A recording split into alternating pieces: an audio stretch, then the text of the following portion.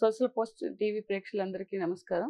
ఎవరైనా permanent custody అంటే wife and husband మధ్యన ప్రాబ్లం వచ్చినప్పుడు పిల్లల్ని కస్టడీలోకి తీసుకున్న తర్వాత విజిటింగ్ రైట్స్ పెట్టుకునే పేరెంట్స్ అంటే ఫాదర్కి ఆబ్వియస్లీ విజిటింగ్ రైట్స్ ఎక్కువ ఉంటాయి. ఒక 100 కేసెస్ ఉంటాయి, అందులో 95 వరకు కేసెస్ ఎట్లా ఉంటాయంటే ఇంకా మోర్ దెన్ 95, 98 వరకు ఎట్లా ఉంటాయంటే మదర్ కస్టడీలోనే పిల్లలు ఉంటారు.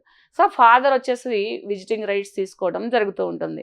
ఆ విజిటింగ్ రైట్స్ తీసుకున్నప్పుడు నిజంగానే ఫాదర్ సపోర్ట్ అనేది పిల్లలకి యూజ్ అవుతుందా, ఆ పిల్లలకి ఎంతవరకు వాళ్ళు మానసికమైన పరిపక్వతని వీళ్ళు పెంచగలుగుతారు తల్లిదండ్రులు కలిసి. అంటే పర్మనెంట్ కస్టడీ తీసుకున్న తల్లి కానీ విజిటింగ్ రైట్స్ తీసుకున్న ఫాదర్ కానీ వీళ్ళిద్దరూ పేరెంట్స్గా ఉండి పిల్లలకి ఎంతవరకు వాళ్ళ భవిష్యత్తు పునాదులు వేయగలుగుతారు అనేది చాలా సెన్సిటివ్ విషయము, చాలా ఆలోచించదగ్గ విషయం అనమాట.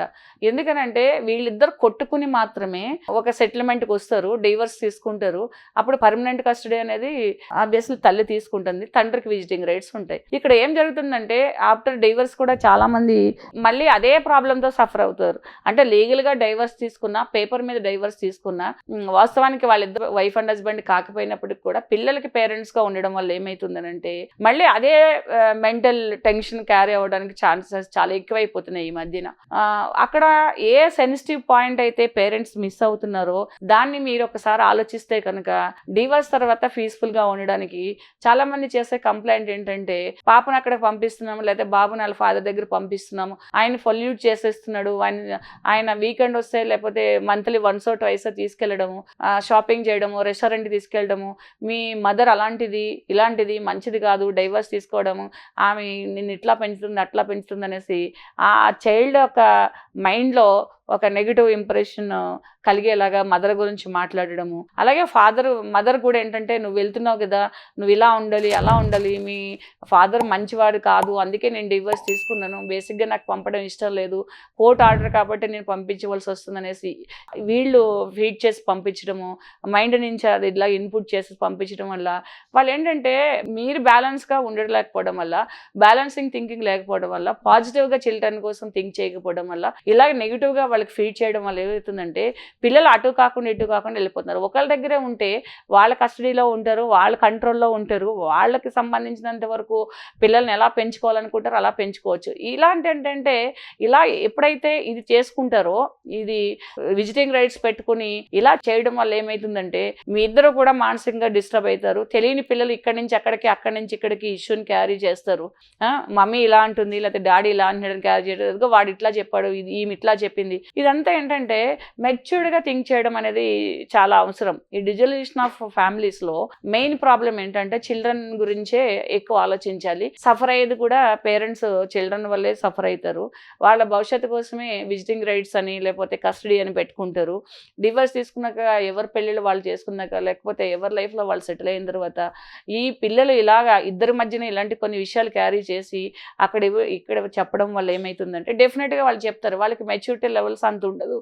ఎదిగి పిల్లలకి ఏంటంటే ఏది చెప్పాలి ఏది చెప్పకూడదని తెలియదు. వాళ్ళని మెచ్యూర్డ్గా తయారు చేయవలసిన బాధ్యత తల్లిదండ్రుల మీద ఉన్నప్పటికీ కూడా వాళ్ళు ఇలాగ చేయడం, బాధ్యతారహితంగా కొంచెము బిహేవ్ చేయడం వల్ల, బాధ్యతారహితం అంటే చెప్పకూడని చెప్పడము, వాంటెడ్లీ వాళ్ళని పొల్యూట్ చేయడం వల్ల, వేరొక వ్యక్తి మీద ఉన్న కోపాన్ని బాధని అలాగా పిల్లల మీద ఇది చేయడం వల్ల ఏమవుతుందంటే పిల్లలు డెఫినెట్గా పాడైపోతున్నారు. అలాంటివి చాలా.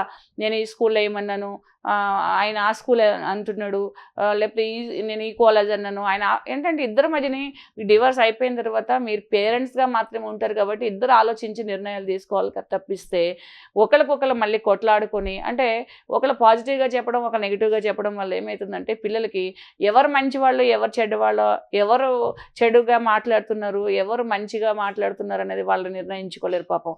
దానివల్ల ఏంటంటే వాళ్ళు తెలియని ఒక మెంటల్ టెన్షను, పేరెంట్స్ అంటే ఒక నెగిటివ్ ఇంప్రెషను, తర్వాత ఈ రిలేషన్ పట్ల రెస్పెక్ట్ లేకపోవడము, వాళ్ళ ఫ్యూచర్లో కూడా రాంగ్ ట్రాక్లోకి వెళ్ళడం అనేది చాలా కేసెస్లో జరుగుతూ ఉంటుంది.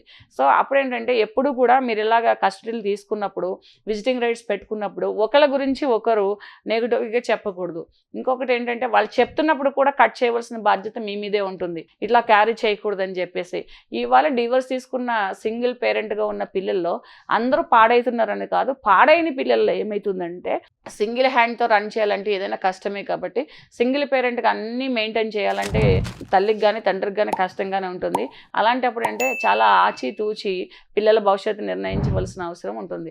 ముఖ్యంగా ఇలాగా ఈ విజిటింగ్ రైట్స్ ఉన్న పేరెంట్స్ మధ్యన ఏమవుతుందంటే ఇవన్నీ క్యారీ చేయడం వల్ల పిల్లలు ఏంటంటే అటు కాకుండా ఇటు కాకుండా, అటు తల్లికి దగ్గర కాక మానసికంగా, ఇటు తండ్రికి దగ్గర కాకుండా, ఎవరు కరెక్ట్ చెప్తున్నారో వాళ్ళు గ్రహించుకోలేక సో వాళ్ళు మానసికమైన టెన్షన్కి గురవుతారు. అలాంటి అర్థం చేసుకుని తల్లిదండ్రులు ఏంటంటే ఇలాంటి విజిటింగ్ రైట్స్ దాంట్లో చాలా మెచ్యూర్డ్గా బిహేవ్ చేయడము, తర్వాత వాళ్ళ మనసుని గాయం చేయకుండా ఉండడం కోసము ప్రయత్నించాలి. వెళ్ళినప్పుడు తల్లి చెప్పిపోవడము, వచ్చినప్పుడు మళ్ళీ పంపించేటప్పుడు తండ్రి నెగిటివ్గా చెప్పడం వల్ల ఇవి వాళ్ళు ఏదైతే మనం ఎక్స్పెక్ట్ చేసి పిల్లల ఫ్యూచర్ కోసం అయితే మనము కస్టడీ విజిటింగ్ రైట్స్ తీసుకుంటామో అవి ఫుల్ఫిల్ కాకోకుండా వాళ్ళు లైఫ్కి బ్యాడ్ ఇంపాక్ట్ వచ్చేలాగా మాత్రం తల్లిదండ్రులు చేయకూడదు. అది చాలా జాగ్రత్తగా ఆలోచించాలి.